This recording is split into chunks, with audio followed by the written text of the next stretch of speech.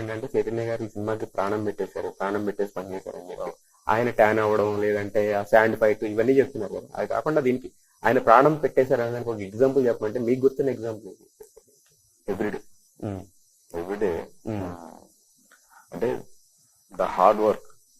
అంటే as a producer గా నాకు ఒకటి ఉంటుంది, ఒక సినిమా జరుగుతుందంటే పొద్దున్నే ఒక బాధ్యత ఉంటుంది. అలా కాకుండా మా అందరిని పరిగెత్తించాడు ఈ సినిమా.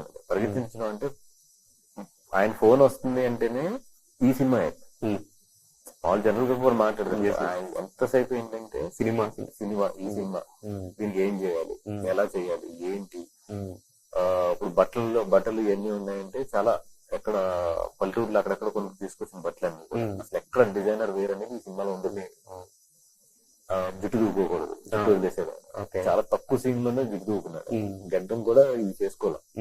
చాలా తక్కువ సీన్స్ లోనే అక్కడక్కడ అమ్మాయితో ఉన్న లవ్ స్టోరీ సీన్స్ లో తప్పితే మిగతాదంతా కూడా జస్ట్ అంటే he tried his best to look as natural as character.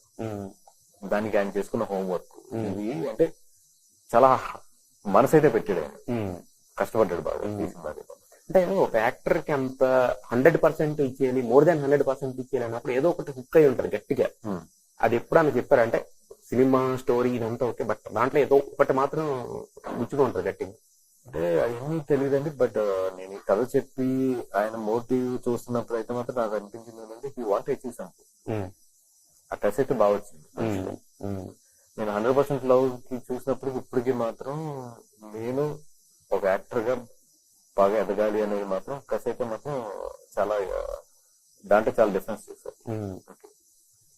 అంటే డిస్ట్రాక్ట్ చేస్తున్నాను అనుకోవద్దు, బట్ ఎందుకంటే ఇదే కైండ్ ఆఫ్ మాటలు మీరు కాదు కానీ వేరే వాళ్ళు బన్నీ గారి గురించి చెప్పారు సేమ్. అంటే నేషనల్ అవార్డు ఎలా కొట్టారంటే ఆ సుకుమార్ గారు కానీ వాళ్ళు కానీ చెప్పింది అదే కసి ఎఫెక్ట్ అవుతున్నట్టు అన్నమాట. యాక్టర్ గా ఎవాల్యుయేషన్, నేను యాక్టర్ గా అయితే మాత్రం నేను ఇక్కడ నుంచి వేరేగా ఉండాలి, I have to be prove something అనేది మాత్రం అది ఒక మనిషిలో ఉన్నప్పుడు తెలిసిపోతుంది ఆ తప్పన. ఈ సినిమా స్టార్టింగ్ నుంచి మాత్రం ఆయన టచ్ అయితే మాత్రం చూసాం.